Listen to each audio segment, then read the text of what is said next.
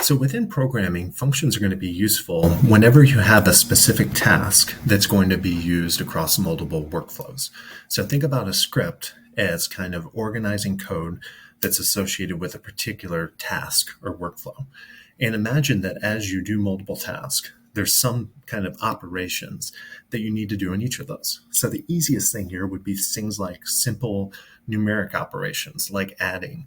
Naturally, that's something that you're going to do basically in every kind of computation-oriented workflow that you have.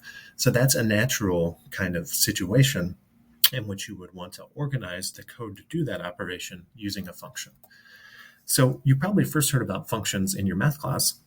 We know that in general, they take in inputs, they do something to them, and they produce an output.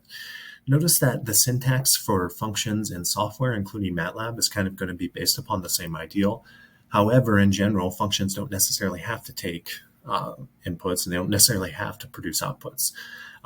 For example, you could take a bunch of inputs in, maybe they're vectors, and you could generate a visualization. That is not necessarily like a numerical output that you're sending back to the program, but you did take inputs in that case. A challenge question for you. Have you used functions thus far in MATLAB? Did you write these functions? Yeah, we've used a lot. We've taken a transpose. We've added numbers together. We've taken the sine of an angle in degrees, right? So MATLAB naturally has a bunch of built-in functions that are going to be useful throughout its user community.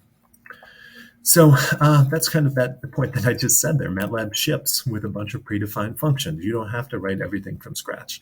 In addition, if you're working in particular subfields, MATLAB has what are known as toolboxes that allow you to have kind of domain-specific functions. One thing to know, those toolboxes generally cost money beyond the basic license. So if you're going to write your own function in MATLAB, though, they're not going to have everything you need. The first line will follow this syntax. It will have what's known as the keyword function. So function there is something that MATLAB knows that tells it when it sees that word, what's coming next should be a vector, particularly a row vector, containing the list of outputs, followed by the equal sign. That's telling it to assign these outputs to the result that happens when these inputs, x1 through xm, and notice I'm using yn and xm here to denote that I could have a variable amount of inputs or a variable amount of outputs.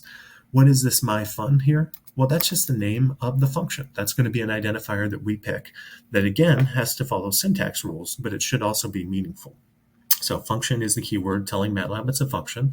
Here is a vector of outputs, y1 to yn. You can have up to n, as many as you want. Here is kind of a list of inputs, x1 to xm. One thing that confuses people when they first get started, this isn't a typo. The outputs are returned as a vector, and the inputs are passed together within parentheses. MyFun is the name of the function that we pick, and it has kind of the same syntax requirements as the names of variables. It has to start with a character and can only contain letters, numbers, and underscores. And you don't want it to be a MATLAB keyword either. It's optional, but good practice to, at the end of your function, put the keyword end. It just kind of creates a natural code block that's easy to see, and you don't have to have it, and you won't violate syntax rules if you don't, but it's just good practice. So like scripts, you can code your functions in any text editor, but it's easier to do it in an IDE, an integrated development environment. I'm repeating that often. That way that acronym sticks. That way you get all the assistance that you may need. And MATLAB editor is the easiest one if you're using. So one thing you'll know is you can actually, this is like one of the things I wish I would start with Python instead of MATLAB. MATLAB is a program, and you can kind of call it on a command line and just tell it, use this program to interpret this file.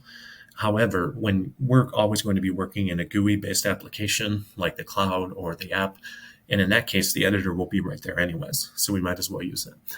So we can call functions within scripts, or we can call them on the command line as long as our syntax is correct.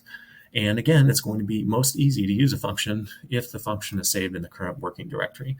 We'll talk a little bit about the idea of a path variable and putting kind of multiple subfolders on a path eventually, but it's kind of beyond our scope now. So let's look at some example problems. Is to compute square roots. Is that a good function name? Well, it kind of sounds like it is because it tells me what I'm doing. But remember, it's not valid from a syntax point of view because all the identifiers in MATLAB have to start with letters, not numbers. So this is not a valid name because it doesn't start with a letter. So a function M file has the following first line of code. Let's see if it's right. What should be the first line of code from a syntax point of view? got to start with function, has to have the outputs as a vector, assign those outputs equal to, it has the identifier name for your function, and then the list of inputs. So let's see if this is valid. Function, I'm only returning one output value because you notice this is camel case, but it's just one word. It's not separated by spaces or commas. What's the name of my function? Convert underscore phase 2 degrees. It's valid. It's kind of weird. Usually if you're going to use underscores to offset words, you wouldn't use camel casing, but that's okay. And then it has my input list here. Well, we don't know what this does, but let's just read it. If it's a good coder, we should be able to infer what it does from reading the identifiers. I'm taking as input a phase offset in radians, and I'm going to convert it to degrees, and then it's going to produce a phase offset in degrees. So how many outputs does the function produce? Well, notice in this vector, there's only one valid identifier here, so one output. What is the name of the variable denoting the input in the function? Phase offset radians. That's all one name, just in camel case. Is the function name valid? Why or why not? Well, does it start with a letter? Yes. Does it only have letters, numbers, and underscores? Yes. So it's a valid name.